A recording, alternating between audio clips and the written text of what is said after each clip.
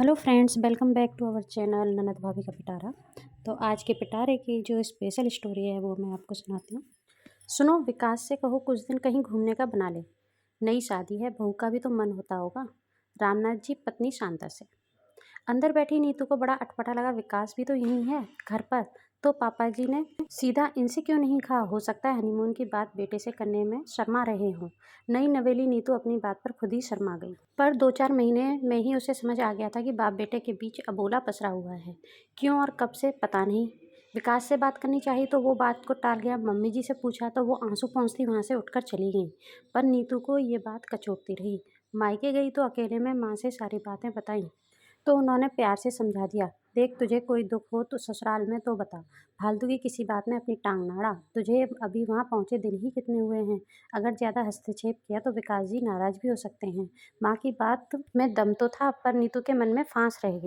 कह देना उससे कल ससुराल से फ़ोन आया था, उसे और बहू को बुलाया है, दावत है। पापा को बता देना कि डॉक्टर का अपॉइंटमेंट मिल गया है, कल समय पर पहुँच जाए। ये साहबजादे अभी तक आए क्यों नहीं है? फ़ोन लगाकर पूछो कहाँ रह गए। पापा को बोलना आज मैं लेट हो जाऊँगा। शांता जी सारा दिन बिचौलिए की भांति बाप बेटे की बातचीत का जरिया थी। पापा जब तक खाना खाते विकास कमरे में घुसे रहते, पापा अपने कमरे में चले जाते तब विकास बाहर आते। नीतू का मन होता कि कभी दोनों लोग साथ में ही खाना खा लें, पर विकास के पास हमेशा टालने का बहाना तैयार रहता। धीरे धीरे 3 साल बीत गए। अब नीतू भी इस माहौल की अभ्यस्त हो चली थी।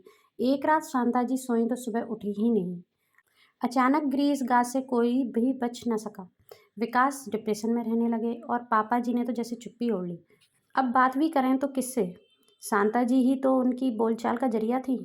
नीतू फिर भी हर संभव कोशिश करती उनसे बात करने की। वो पहले सकुचाते, फिर संभल कर उसकी बात का जवाब देते। नीतू की कोशिशों का ये असर हुआ कि वो अब नीतू से अपनी तरफ से बात करने लगे। जब विकास ने पहली बार उन दोनों को बात करते देखा तो एक पल को विश्वास ही नहीं हुआ। कब एक बूंद पलकें गीली करती गाल पर लुढ़क गई, उसे खुद भी एहसास नहीं हुआ। अच्छा लगा देखकर कि पापा तुमसे अपनी बात कह लेते हैं। जब रात को विकास ने नीतू की तारीफ की तो उसने झट विकास को गले लगा लिया। सुनो, आज तक नहीं बताया पर आज तो बता दो, आप दोनों की बोलचाल कब से बंद है? नीतू के सवाल से विकास खुद सोच में पड़ गया। कुछ तो ऐसा हुआ होगा कि आपने और पापा जी ने आपस में बोलना ही छोड़ दिया।